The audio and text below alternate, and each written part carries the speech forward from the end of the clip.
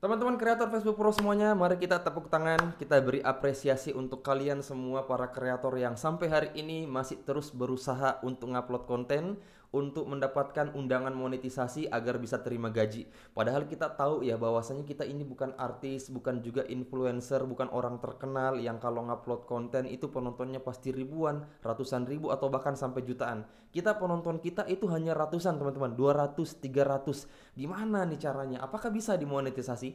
Ternyata kabar gembiranya teman-teman, penonton 200 itu juga bisa dimonetisasi. Walaupun teman-teman mungkin videonya nggak ada yang tembus ribuan, kalaupun ada mungkin satu atau dua aja ya teman-teman. Maka kabar baiknya teman-teman dengarkan ini, jangan putus asa, kalian juga bisa dimonetisasi. Walaupun penonton konten kalian rata-rata hanya di angka 200, 300, paling mentok paling tinggi itu 500 teman-teman. Maka silakan denger ini. Saya mau bagi 5 tips, 5 trik, yang mana 5 trik ini adalah trik yang paling banyak dilakukan atau diterapkan oleh mereka para kreator yang penontonnya 200 300 tapi hari ini mereka berhasil dimonetisasi, teman-teman.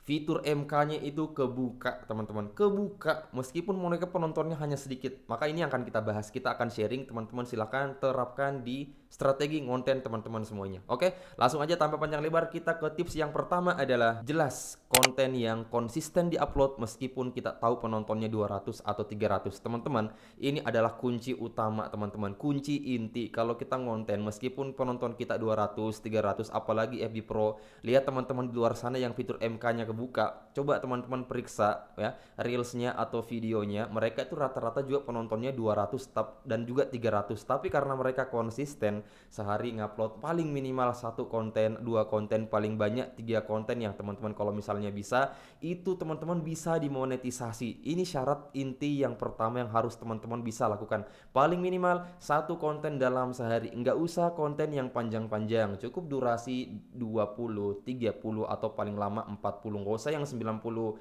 detik teman-teman. Saya udah bahas di video kemarin bahwasannya video dengan durasi 90 detik itu peluangnya besar untuk tidak direkomendasikan atau tidak kebaca. Karena kenapa? Karena penontonnya rata-rata yang nonton ya paling 10 detik terus di scroll, nggak ada yang mau nonton sampai 90 detik, kecuali mungkin teman-teman kontennya luar biasa menariknya. Itu yang pertama ya teman-teman, silakan konsisten aja satu video satu hari. Oke, bisa kan? Oke, ini yang pertama ya.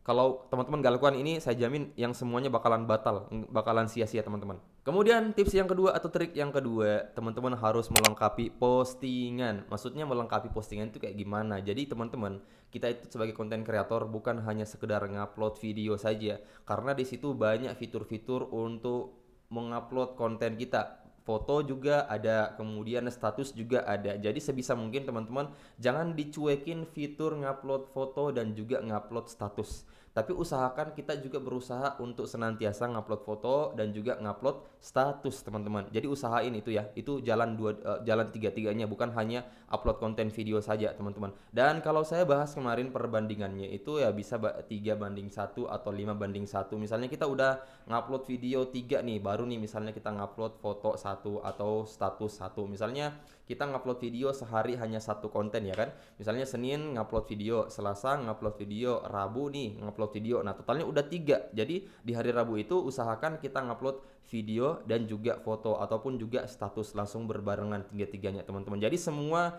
fitur ini kita harus isi teman-teman, kita harus upload. Oke? Itu yang kedua teman-teman. Gampang kan? Gampang kok. Oh iya, ada yang kelupaan teman-teman, tapi ini nggak wajib-wajib amat ya. Teman-teman kalau misalnya mau membuat lebih sempurna lagi, teman-teman bisa pakai fitur live. Jadi kalau misalnya teman-teman beraktivitas, nyalain aja fitur live-nya. Jadi pakai semua fitur yang tersedia teman-teman. Tapi ini nggak terlalu wajib ya.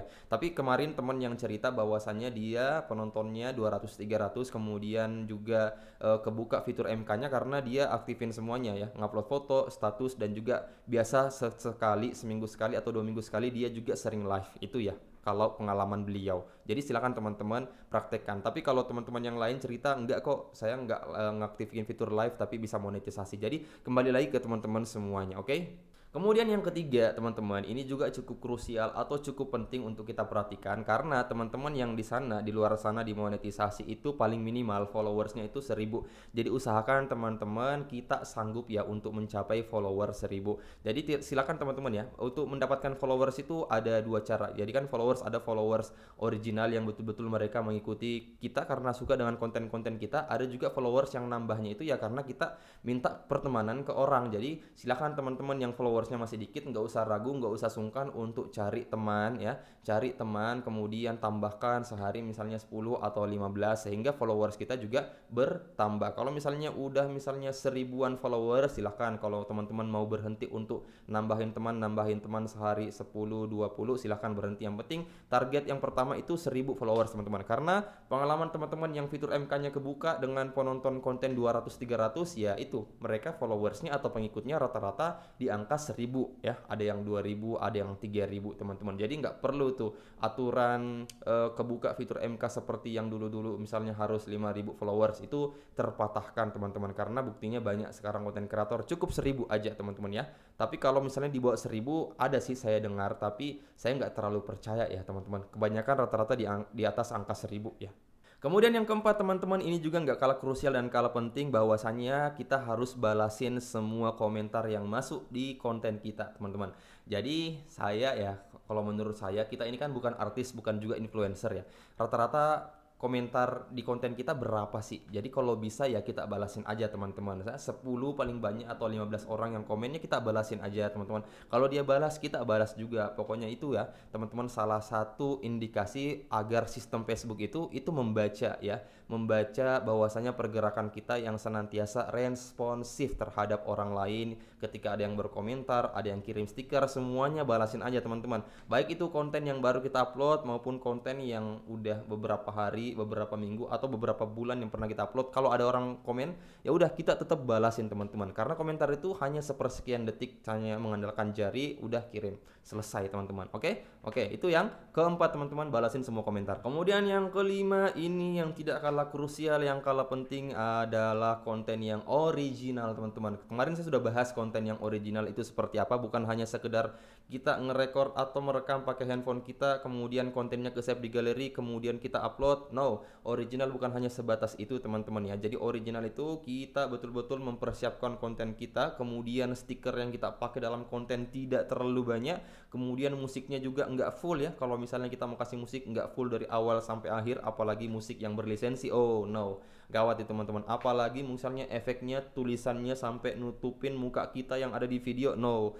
keoriginalannya bahkan terganggu teman-teman. Yang tadinya 100% pakai handphone kita sendiri ngerekamnya, tapi karena terlalu banyak embel-embelnya, bumbu-bumbunya, sehingga originalitasnya ini terganggu teman-teman. Apalagi kalian yang reupload ya. Bagi teman-teman yang kontennya reupload itu memang boleh teman-teman, tapi harus kalian camkan bahwasannya itu ada yang namanya skill editing, gimana caranya agar konten yang kita comot misalnya dari TikTok atau dari Instagram atau dari YouTube atau dari Snapchat atau dimana lah teman-teman, kita editing ya, gimana agar video itu tidak tampil 100% ya. Dari awal sampai akhir usahakan di situ ada sound yang kita ubah, ada klip yang kemudian kita potong, ada kemudian efek yang kita tambahin, suara dan lain sebagainya. Nah, itu cara penggunaan konten reupload ya. Kalau teman-teman ngambil comot kemudian hanya ditambahin teks, kemudian ditambahin sound, no, itu sangat berbahaya ya, teman-teman. Kalau misalnya teman mau upload konten reupload ya, coba teman-teman lihat orang-orang yang kontennya reupload, yang kalau misalnya dia ngupload konten itu misalnya 3 detik konten reupload, kemudian kesorot lagi wajahnya tentang memberikan ekspresi ya kan. Jadi digabungin tuh dalam satu konten reupload, di situ ada nampilin wajah dia lah, atau seolah-olah dia pemerannya dengan orang yang ada di konten reupload itu. Jadi seperti itu bisa teman-teman. Insya Allah itu aman ya kalau teman-teman mau terapkan konten reupload seperti itu. Oke, teman-teman, itu adalah 5 tips yang udah kita sharing bagaimana caranya agar kita yang punya konten penontonnya 200 sampai 300 tapi bisa juga mendapatkan undangan monetisasi dan dapat gaji. Silahkan teman-teman terapkan. Ada yang masih ingat tadi yang pertama apa? Yang pertama, kontennya harus tetap konsisten buat kita upload sehari 1, paling banyak 3 teman-teman atau 5. Yang kedua, kita harus melengkapi postingan, ada video, ada foto, ada status. Kalau misalnya teman-teman bisa mengusahakan untuk memberikan live ya silahkan, kalau enggak juga enggak apa-apa, ini bukan wajib ya.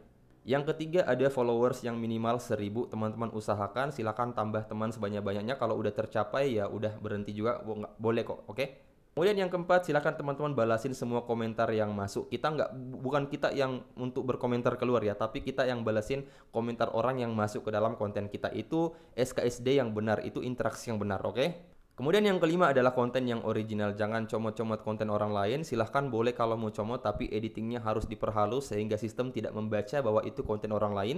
Silahkan lebih bagus kita ngupload konten hasil dari kamera handphone kita, teman-teman. Oke, silahkan diterapkan 5 tips ini. Semoga bermanfaat. Assalamualaikum warahmatullahi wabarakatuh.